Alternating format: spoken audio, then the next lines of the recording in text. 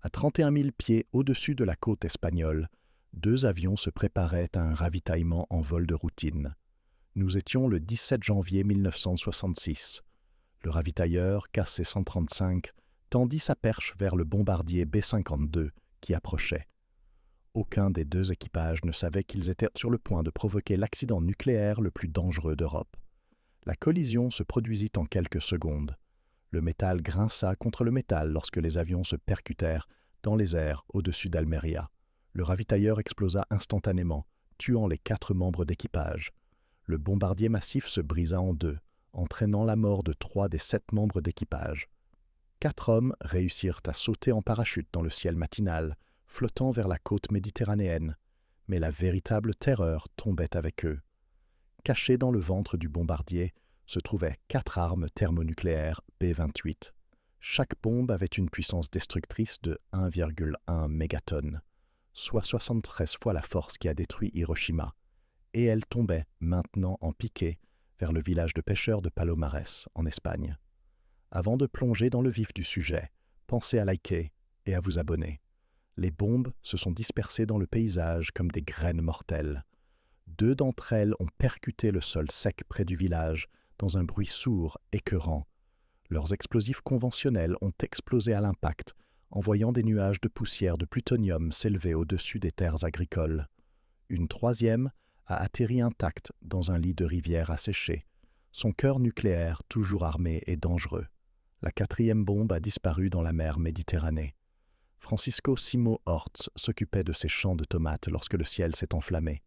Il a regardé la pluie de métal s'abattre sur ses cultures, sans savoir qu'une mort invisible s'installait dans le sol où sa famille cultivait depuis des générations. Les cratères d'explosion fumaient sous le soleil matinal, et quelque chose qui n'aurait pas dû être là brillait dans la terre. 9 kg de plutonium de qualité militaire venèrent de contaminer 2,3 km² de campagne espagnole. En quelques heures, des militaires américains ont commencé à arriver aux bases aériennes de Torrejón et Morón. 49 spécialistes ont atterri le premier soir. À la fin de la semaine, plus de 650 personnes parcouraient Palomares avec des détecteurs de radiation, essayant de mesurer une contamination qu'ils comprenaient à peine. Les villageois regardèrent ces soldats étrangers en combinaison de protection gratter la terre de leurs ancêtres. On leur a dit que la zone était sûre. On leur a dit qu'il n'y avait aucun danger. On leur a dit de continuer à vivre normalement pendant que des hommes masqués enfouissaient à leur terre végétale dans des fûts métalliques.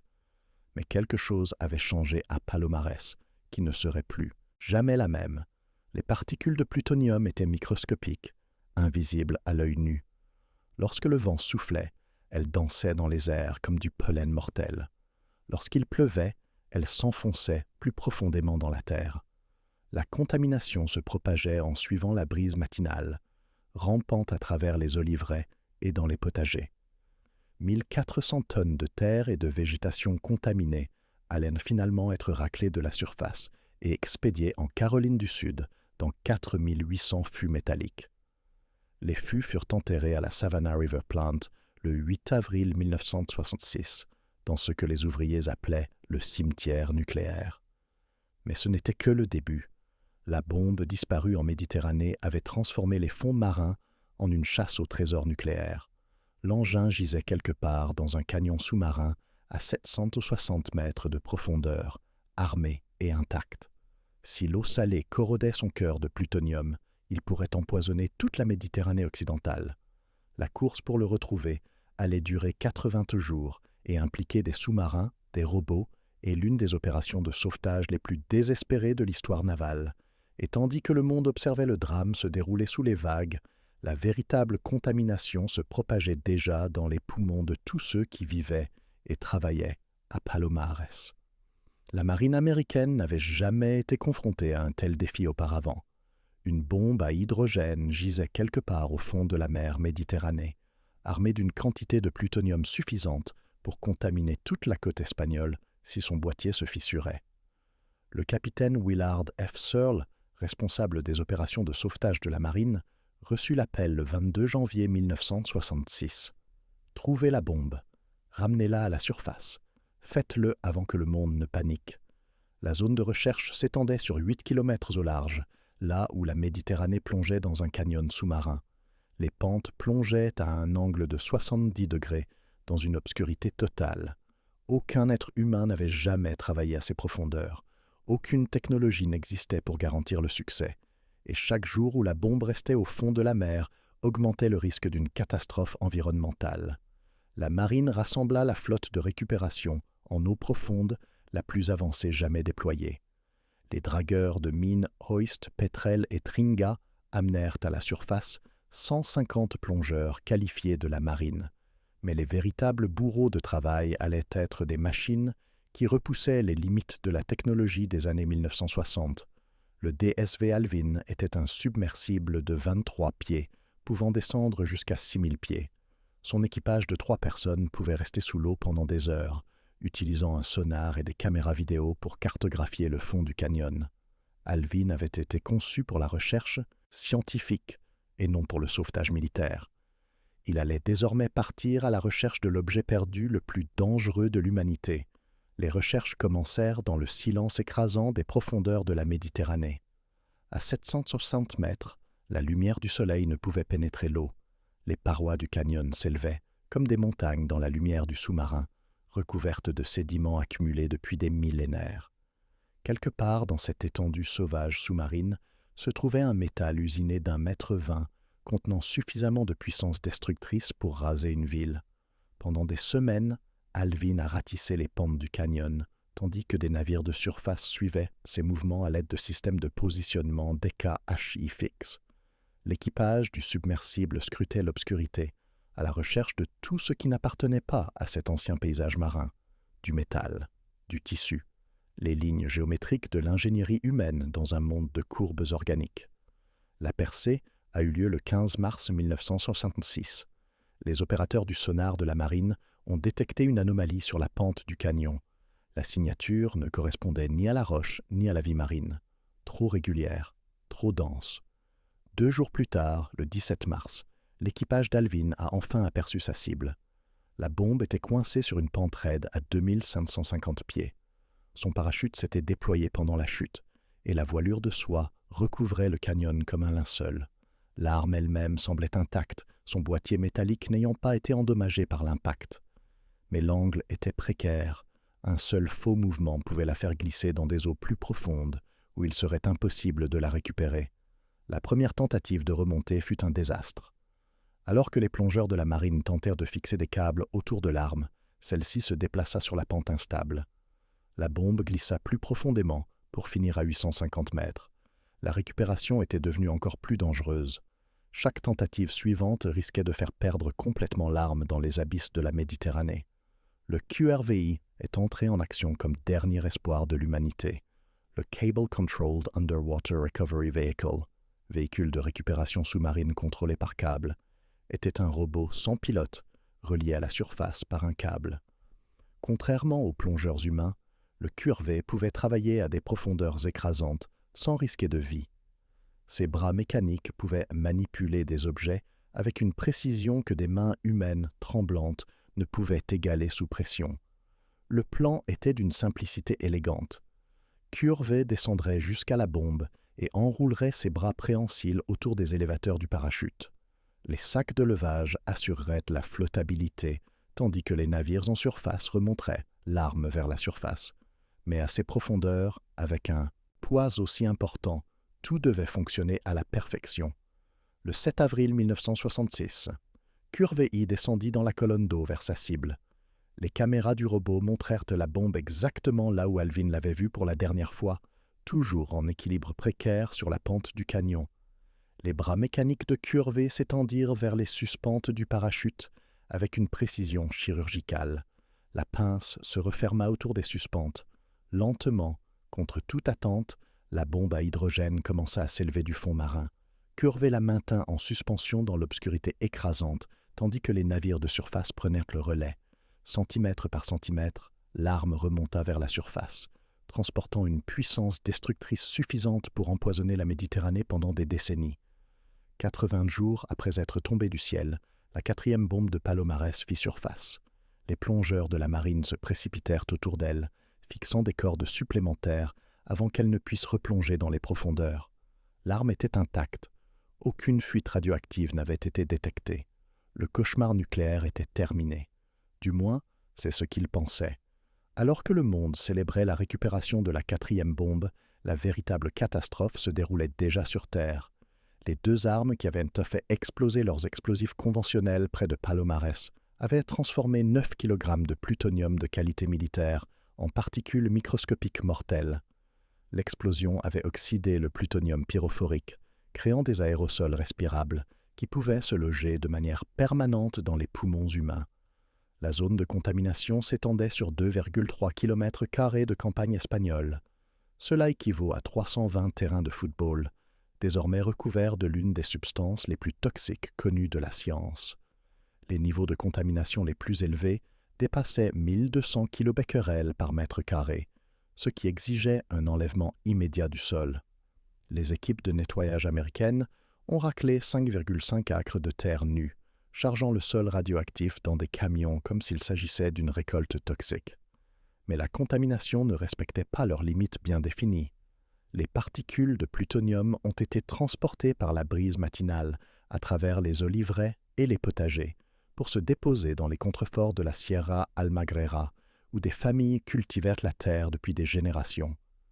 Francisco Simo et ses voisins ont regardé des soldats étrangers en combinaison blanche déchirer leurs terres ancestrales. Les Américains ont promis une compensation pour les cultures endommagées. Mais comment compenser un sol qui restera dangereux pendant 24 000 ans? La demi-vie du plutonium-239 est plus longue que l'existence de la civilisation humaine. L'opération de nettoyage a mobilisé 1600 personnes pendant 80 jours. Elles ont collecté 1400 tonnes de terre et de végétation contaminée qu'elles ont scellées dans 4800 fûts métalliques pour les expédier à l'usine de Savannah River en Caroline du Sud. Les fûts ont été enterrés dans ce que les travailleurs ont appelé le cimetière nucléaire le 8 avril 1966. Mais les Américains n'ont pas pu retirer chaque grain de terre contaminé. Les zones présentant des niveaux de radiation plus faibles ont simplement été labourées, mélangeant les particules de plutonium plus profondément dans le sol où elles resteront pendant des millénaires. Le rapport isotopique entre le plutonium-239 et le plutonium-240 correspondait à celui des armes nucléaires, créant une empreinte radioactive qui marquera Palomares à jamais. Le docteur Wright Langham est arrivé de Los Alamos pour superviser le programme de surveillance médicale. Son équipe a prélevé 1400 échantillons d'urine auprès des travailleurs chargés du nettoyage en 1966 afin de tester l'absorption de plutonium dans leur organisme. Le programme a identifié la cohorte High-26, composée des travailleurs présentant les charges corporelles systémiques de plutonium les plus élevées. Les effets de l'exposition au plutonium sur la santé se développent lentement. Les particules se logent dans les tissus pulmonaires, les os et le foie, émettant des rayons alpha qui endommagent les cellules pendant des décennies. Les taux de cancer peuvent ne pas augmenter avant 20 ou 30 ans. À ce moment-là, il serait presque impossible de prouver le lien avec Palomares. Les résidents espagnols ont également été surveillés, mais leurs résultats ont été jugés faibles sans chiffres précis. La position officielle était que l'exposition des civils restait minime, mais les programmes de surveillance se concentraient sur la contamination externe facilement mesurable, et non sur les particules invisibles que les travailleurs et les résidents auraient pu inhaler pendant les premières heures cruciales après le crash. Les pratiques de protection respiratoire n'ont pas été documentées de manière cohérente pendant le nettoyage. Certains travailleurs portèrent des masques, d'autres non. En 1966, l'armée n'avait pas encore une compréhension complète des risques sanitaires liés au plutonium. Ce qu'elle savait avec certitude, c'est que l'inhalation de particules de plutonium pouvait provoquer des cancers des poumons, du foie et des os, plusieurs décennies plus tard. La principale voie d'exposition du public était l'inhalation et l'ingestion de particules d'oxyde de plutonium remises en suspension. Chaque fois que le vent soufflait sur la zone contaminée, il soulevait dans l'air une mort invisible. Chaque fois que les agriculteurs travaillaient leurs champs, ils risquaient de remuer des particules qui pouvaient se loger dans leurs poumons pour toujours. Le gouvernement espagnol de Francisco Franco était confronté à un choix impossible. Évacuer toute une région et détruire l'économie locale, ou gérer la contamination sur place et espérer que tout se passe bien. Il a choisi de se fier aux assurances américaines selon lesquelles le nettoyage avait été efficace et que la contamination restante ne représentait pas une menace significative. Une zone d'exclusion résidentielle de 150 mètres a été maintenue pendant les opérations de nettoyage les plus intensives. Mais les familles ont continué à vivre juste au-delà de ces limites, respirant un air chargé de particules provenant de la zone contaminée. Les enfants jouaient dans les champs où le plutonium s'était déposé dans le sol. Les champs de rayonnement gamma ambiant étaient dominés par l'uranium et le thorium naturel, rendant la contamination au plutonium presque invisible pour les équipements de détection standard. Le véritable danger provenait des particules de plutonium émettant des rayons alpha, trop petites pour être visibles, mais mortelles si elles étaient inhalées. Au moment où le nettoyage a été déclaré terminé, la contamination s'était déjà intégrée dans l'écosystème de Palomares. Elle vivait dans le sol, les plantes, les insectes, les petits animaux dont dépendaient les agriculteurs pour leur subsistance. Le rayonnement survivrait à toutes les personnes vivantes en 1966, à leurs enfants et aux enfants de leurs enfants. Le gouvernement espagnol avait besoin d'un miracle en matière de relations publiques. 4 armes nucléaires américaines avaient contaminé son littoral et le monde entier avait les yeux rivés sur lui. Le tourisme sur la Costa del Sol s'effondrait, les visiteurs annulant leurs vacances en Méditerranée. L'économie de la province d'Almería risquait la ruine si les craintes liées aux radiations persistaient. Le 8 mars 1966, le ministre espagnol de l'Information et du Tourisme, Manuel Fraga, arriva à la plage de Palomares avec l'ambassadeur américain Angie Biddle-Duke. Les caméras de télévision tournaient tandis que les 2 hommes se déshabillaient pour ne garder que leur maillot de bain et entraient dans la Méditerranée. Ils s'éclaboussaient joyeusement dans les vagues, souriant aux photographes, tandis que la 4e arme nucléaire gisait toujours quelque part au fond de la mer, non loin de là. Cette baignade mise en scène est devenue l'une des images les plus emblématiques de la guerre froide. Les 2 responsables gouvernementaux ont littéralement misé leur vie sur les assurances américaines, selon lesquelles la contamination ne présentait aucun danger immédiat. Les photos ont été diffusées dans le monde entier afin de convaincre les touristes que les plages espagnoles restaient sûres pour les vacances. Mais ce coup de publicité n'a pas pu masquer la crise diplomatique croissante entre Madrid et Washington. L'Espagne avait autorisé les États-Unis à faire voler des bombardiers nucléaires au-dessus de son territoire en vertu des accords de base de 1953.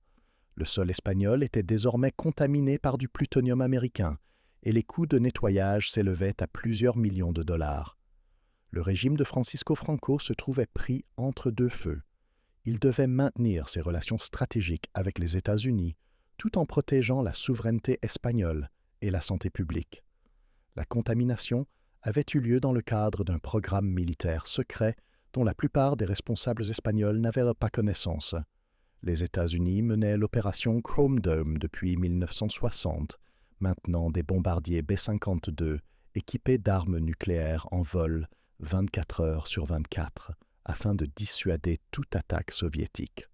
Les vols suivaient des itinéraires prédéterminés au-dessus du territoire allié, y compris des opérations régulières de ravitaillement en carburant au-dessus de l'Espagne. Chaque bombardier transportait 4 bombes à hydrogène dont la puissance destructrice combinée équivalait à 292 explosions de Hiroshima. Le public américain ne savait pratiquement rien de Chrome Dome. Les vols étaient classés secrets, les itinéraires étaient secrets et les risques n'ont jamais été divulgués publiquement. Palomares représentait l'échec catastrophique d'un programme dont la plupart des Américains ignoraient l'existence, mené au-dessus d'un territoire étranger sans consultation significative avec les Alliés. La réponse de l'Espagne a été rapide et décisive. Le gouvernement a immédiatement interdit les survols transportant des armes nucléaires au-dessus du territoire espagnol. L'ère des opérations nucléaires américaines sans restriction dans l'espace aérien espagnol a pris fin avec le crash de Palomares. D'autres alliés de l'OTAN ont commencé à remettre en question des accords similaires. À huis clos, les négociateurs américains et espagnols ont eu du mal à déterminer la responsabilité de la contamination. Les États-Unis ont accepté la responsabilité du nettoyage immédiat, mais ont résisté à des demandes d'indemnisation plus larges. Comment calculer les dommages causés par une contamination radioactive qui persistera pendant 24 000 ans? Le programme d'indemnisation a finalement versé environ 700 000 $ aux agriculteurs et aux habitants locaux à la fin des années 60. Mais les paiements ne couvraient que les pertes économiques immédiates liées aux cultures endommagées et à la perturbation de la pêche. Les effets à long terme sur la santé et la dévaluation des biens immobiliers n'ont pas été pris en compte. Cet incident a mis en évidence les failles fondamentales de la stratégie nucléaire de la guerre froide. Le programme Chrome Dome exigeait des patrouilles nucléaires aériennes constantes au-dessus du territoire allié. Mais les pays hôtes n'avaient aucun contrôle significatif sur les opérations américaines. Une seule défaillance mécanique ou erreur humaine pouvait contaminer leur sol avec du plutonium pendant des millénaires. Avant de replonger dans l'histoire, dites-nous d'où vous nous regardez aujourd'hui. Si cette histoire vous touche, abonnez-vous pour ne pas manquer la prochaine. L'incident de Palomares est devenu l'étude de cas déterminante pour les accidents de type Broken Arrow dans la politique nucléaire américaine. Ce terme désigne tout événement imprévu impliquant des armes nucléaires et créant un risque de guerre, d'explosion nucléaire ou de contamination radioactive. Palomares remplissait ces 3 critères. Les enquêteurs militaires ont conclu que la collision était due à des erreurs de procédure courantes lors du ravitaillement en vol. Le ravitailleur KC-35 et le bombardier B-52 avaient effectué des opérations de ravitaillement similaires des milliers de fois. Mais à 31 000 pieds d'altitude, avec des vitesses de rapprochement de plusieurs centaines de kilomètres à l'heure, il n'y avait aucune marge d'erreur. L'enquête a révélé des problèmes systémiques dans les protocoles de sécurité Chrome Dome. Les équipages effectuaient de longues missions avec un repos minimal. Les opérations de ravitaillement avaient lieu au-dessus de zones peuplées sans plan d'urgence adéquat. Les systèmes de sécurité des armes nucléaires n'avaient pas été conçus pour des collisions d'avions à grande vitesse. Palomares n'était pas le premier accident de Chrome Dome, et ce ne serait pas le dernier. En janvier 1968, un autre B-52 transportant 4 armes nucléaires s'est écrasé près de la base aérienne de Thule au Groenland, répandant du plutonium sur la glace arctique. L'accumulation des accidents a finalement contraint le Pentagone à mettre fin aux opérations Chrome Dome en 1968. Les leçons de Palomares ont eu des répercussions sur la stratégie nucléaire américaine pendant des décennies. Cet incident a démontré que la dissuasion nucléaire comportait des risques énormes pour les alliés qui hébergeaient des bases américaines. Il a montré que même les opérations nucléaires, de routine, pouvaient entraîner une contamination radioactive de territoires étrangers. Mais la leçon la plus importante était encore en train de s'écrire dans le sol de Palomares, où les particules de plutonium continuaient leur lente désintégration dans les terres agricoles espagnoles, monument radioactif au cou caché de la guerre nucléaire qui survivrait à tous ceux qui avaient été témoins de l'accident. L'histoire de Palomares ne s'est pas terminée avec le nettoyage en 1966. Le plutonium-239 a une demi-vie de 24 000 ans, ce qui signifie que la contamination persisterait longtemps après la mort de tous les témoins de l'accident. Le gouvernement espagnol a mis en place des programmes de surveillance à long terme pour suivre l'héritage invisible enfoui dans son sol. Le CIEMAT, le Centre espagnol de recherche énergétique, environnementale et technologique, a pris en charge la surveillance continue de la zone contaminée.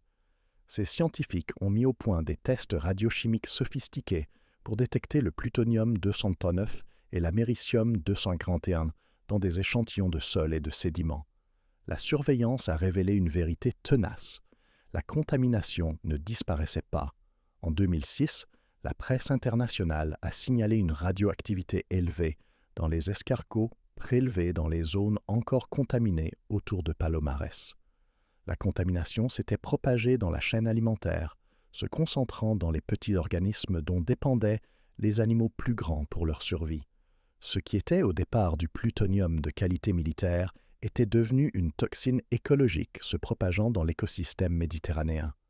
Une étude évaluée par des pairs et publiée en 2019 a confirmé que des poches de plutonium résiduel contaminaient encore environ 2,3 km² autour de Palomares. Plus de 50 ans après l'accident, le terrain restait sous surveillance, avec des restrictions d'accès maintenues autour des parcelles les plus contaminées. Les données de surveillance ont révélé une réalité inconfortable. La contamination au plutonium ne disparaît pas simplement à l'échelle humaine. Elle migre à travers les couches du sol, se concentre dans certaines espèces végétales et crée des points chauds persistants qui résistent à la remédiation naturelle. Le problème ne s'améliorait pas, il devenait plus complexe. Pendant ce temps, les vétérans américains qui avaient participé au nettoyage de Palomares ont commencé à développer des cancers à un rythme qui a alarmé leurs familles et leurs médecins. Cancer du poumon, cancer du foie, cancer des os. Exactement les maladies que l'exposition au plutonium était connue pour causer des décennies après l'inhalation initiale. Les vétérans soupçonnaient que leur maladie était liée à leur service à Palomares, mais prouver le lien de causalité allait nécessiter une bataille juridique qui allait s'étendre sur plusieurs décennies. L'administration des anciens combattants a initialement rejeté la plupart des demandes d'invalidité liées à Palomares. Le gouvernement a fait valoir que les niveaux d'exposition au rayonnement étaient trop faibles pour causer le cancer et que les effets sur la santé étaient plus probablement dus au tabagisme, à l'alimentation ou à des facteurs génétiques. Les vétérans se sont retrouvés confrontés à la tâche impossible de prouver que des particules invisibles, inhalées 50 ans plus tôt, avaient causé leurs maladies actuelles. Lawrence Scarr, un ancien combattant de l'armée de l'air qui a développé une leucopénie après avoir participé au nettoyage de Palomares, a intenté un recours collectif contre l'administration des anciens combattants. Son affaire a été jugée par les tribunaux fédéraux pendant des années, établissant des précédents juridiques pour les demandes d'indemnisation liées à l'exposition aux radiations par le personnel militaire. Le 6 décembre 2019, la Cour d'appel des anciens combattants a certifié le recours collectif de Scarr, qui pourrait concerner des centaines d'anciens combattants de Palomar. Mais cette victoire juridique a été de courte durée. La Cour d'appel fédérale a annulé la certification du recours collectif le 8 septembre 2022, obligeant les anciens combattants à prouver séparément le bien-fondé de leur cause. En 2023, la Cour suprême a reçu des requêtes résumant les difficultés juridiques rencontrées par les anciens combattants de Palomar. Les affaires ont mis en évidence des problèmes fondamentaux dans la manière dont l'armée suivait l'exposition aux radiations et documentait les effets des accidents nucléaires sur la santé. La plupart des anciens combattants ne disposaient d'aucun dossier dosimétrique individuel concernant Palomares, ce qui rendait presque impossible la preuve des niveaux d'exposition spécifiques. Le litige a révélé des lacunes inquiétantes dans la mémoire institutionnelle de l'armée. Les données relatives aux échantillons d'urine prélevés en 1966 étaient incomplètes. Les protocoles de protection respiratoire n'étaient pas documentés de manière cohérente. Les méthodes de reconstruction des doses utilisées par l'armée de l'air reposaient sur des modèles statistiques plutôt que sur des mesures d'exposition individuelles. Alors que les batailles juridiques faisaient rage devant les tribunaux américains, l'Espagne s'est engagée dans la voie de la remise en état définitive du site de Palomares. En décembre 2023, le gouvernement espagnol a annoncé son intention d'exproprier les parcelles contaminées afin de procéder à un nettoyage complet. L'opération permettrait d'enlever environ 50 000 mètres cubes de terre, mettant enfin un terme à une contamination qui persistait depuis près de 60 ans. Le plan d'assainissement reconnaissait que le nettoyage initial de 1966 avait été insuffisant. Des méthodes de détection avancées avaient identifié une contamination au plutonium dans des zones que la technologie des années 1960 ne pouvait pas mesurer. L'ampleur du problème n'est apparue clairement qu'avec l'amélioration des techniques de surveillance. Une déclaration commune des États-Unis et de l'Espagne en octobre 2015 avait engagé les deux gouvernements à poursuivre leur coopération en matière d'assainissement. Mais les négociations sur le partage des coûts et la logistique se sont prolongées pendant des années. L'héritage radioactif de l'opération Chrome Dome a continué à compliquer les relations entre les États-Unis et l'Espagne près de 6 décennies après l'accident. L'incident de Palomares est devenu une étude de cas en matière de diplomatie transfrontalière en cas d'accident nucléaire et de gestion radiologique à long terme. Il a démontré comment un seul accident militaire pouvait créer des problèmes environnementaux et politiques qui persistaient pendant plusieurs générations. La contamination a survécu à la guerre froide, au régime de Franco et survivra à tous ceux qui étaient en vie lorsque les bombes sont tombées du ciel. Dans les expositions du musée d'Albuquerque, 2 coques vides de B-28 liées à Palomares servent de monuments commémoratifs de l'accident. Les armes qui menaçaient autrefois d'empoisonner la Méditerranée avaient été réduites à des artefacts historiques, mais leur héritage radioactif continuait d'influencer le sol espagnol, les vétérans américains et la politique nucléaire internationale. L'impact sanitaire total de Palomares restait contesté dans la littérature scientifique évaluée par des pairs. Il n'existait pas de consensus clair sur la question de savoir si les taux de cancer parmi les résidents locaux dépassaient les niveaux de fond. La période de latence des cancers induits par les radiations signifiait que les études épidémiologiques pourraient ne pas détecter les effets pendant des décennies après l'exposition. Aujourd'hui, près de 60 ans après la chute de 4 armes nucléaires dans le ciel espagnol, Palomares reste un monument au coût caché de la dissuasion nucléaire. La contamination qui a commencé par une collision en plein vol en 1966 continue de façonner le paysage, la politique et la vie de toutes les personnes liées à l'accident. Le plutonium enfoui dans le sol espagnol survivra à tous les gouvernements qui l'ont créé. Il survivra à l'OTAN, à l'Union européenne et probablement à la civilisation humaine elle-même. Dans 24 000 ans, lorsque nos langues actuelles seront aussi oubliées que le sumérien ancien, des particules radioactives continueront de se désintégrer dans les terres agricoles autour de Palomar. L'accident a révélé des contradictions fondamentales dans la stratégie nucléaire de la guerre froide. Les États-Unis devaient en maintenir une dissuasion nucléaire constante contre l'Union soviétique, mais les systèmes d'armes nécessaires à cet effet créaient des risques énormes pour les Alliés qui n'avaient aucun contrôle sur les opérations américaines. Une seule défaillance mécanique pouvait contaminer leur territoire pendant des millénaires. La décision de l'Espagne d'interdire les survols nucléaires après Palomares a contraint le Pentagone à reconsidérer les opérations Chrome Dome. D'autres alliés de l'OTAN ont commencé à remettre en question des accords similaires, exigeant une plus grande surveillance des activités nucléaires américaines sur leur territoire. L'ère de l'accès nucléaire illimité des États-Unis à l'espace aérien allié a pris fin avec le crash de 2 avions au-dessus d'Almería. Les victimes de Palomars ne se limitaient pas aux 7 aviateurs morts dans la collision, mais comprenaient également les travailleurs chargés du nettoyage qui avaient inhalé des particules de plutonium, les résidents espagnols qui vivaient dans l'incertitude quant à la contamination et les écosystèmes qui avaient absorbé des toxines radioactives. L'étendue totale des dégâts ne sera peut-être jamais quantifiable. Les batailles juridiques autour de Palomares ont mis en évidence des problèmes plus profonds liés à la manière dont les sociétés démocratiques gèrent les conséquences à long terme des accidents militaires.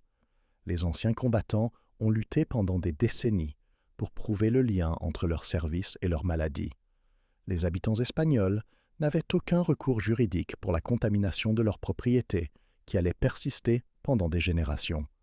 Les technologies modernes de détection des radiations ont révélé une contamination dans des zones que les instruments des années 1960 ne pouvaient pas mesurer.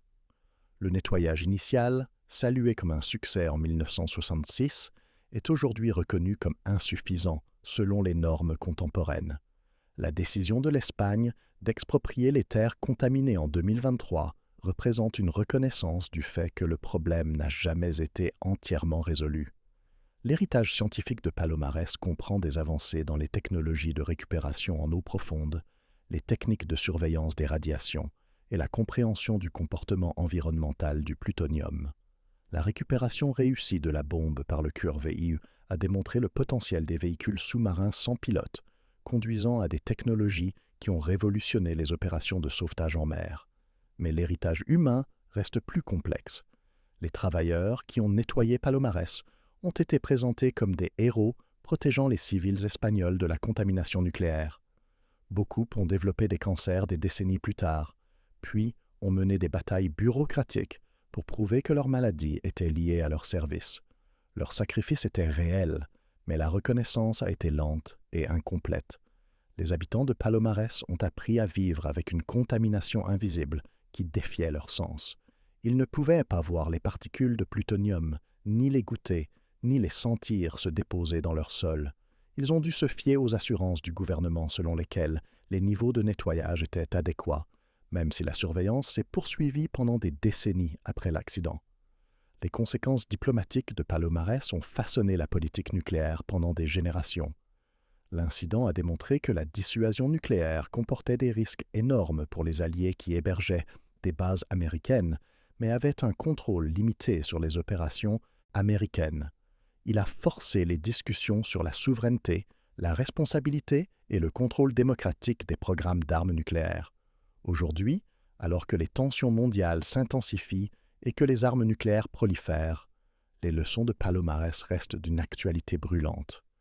L'accident a montré à quelle vitesse la technologie nucléaire peut échapper au contrôle humain, combien de temps la contamination radioactive persiste et combien il est difficile d'attribuer la responsabilité des accidents nucléaires transfrontaliers. Les particules de plutonium dispersées à Palomares en 1966 continueront leur désintégration radioactive pendant des centaines de générations humaines. Elles représentent un marqueur permanent du moment où la dissuasion nucléaire a échoué, où les armes conçues pour protéger la civilisation ont au contraire empoisonné la terre qui la nourrissait. Chaque système d'armes nucléaires comporte le risque d'un nouveau Palomar. Chaque vol, chaque transport, chaque installation de stockage représente un risque que des défaillances mécaniques ou des erreurs humaines puissent libérer une contamination radioactive dans l'environnement. La question n'est pas de savoir si un autre accident se produira, mais quand et où. Les habitants de Palomares vivent avec cette réalité depuis près de 60 ans. Ils ont vu des soldats étrangers gratter le sol de leurs ancêtres, ont vu leurs voisins développer des cancers qui pourraient être liés à une contamination invisible, et ont appris que le prix de la dissuasion nucléaire est souvent payé par ceux qui n'ont pas eu leur mot à dire dans ce choix. Alors que nous sommes confrontés à un avenir nucléaire incertain, Palomares nous rappelle que le véritable coût de ces armes ne se mesure pas seulement à leur potentiel destructeur, mais aussi à l'héritage radioactif qu'elles laissent derrière elles lorsque la dissuasion échoue. La contamination peut s'effacer de la mémoire politique, mais elle persistera dans le sol espagnol longtemps après que tous ceux qui ont été témoins de l'accident auront été oubliés. Les bombes sont tombées du ciel en quelques secondes. La contamination durera des millénaires. C'est le calcul arithmétique des accidents nucléaires et la leçon durable de Palomares. Si cette histoire vous interpelle, si elle vous fait réfléchir au coût caché des armes qui menacent encore notre monde, alors pensez à vous abonner. Car comprendre ces histoires n'est pas seulement une question d'histoire, c'est aussi une question de prévention. Et pour cela, nous devons tous nous souvenir du coût réel des armes nucléaires,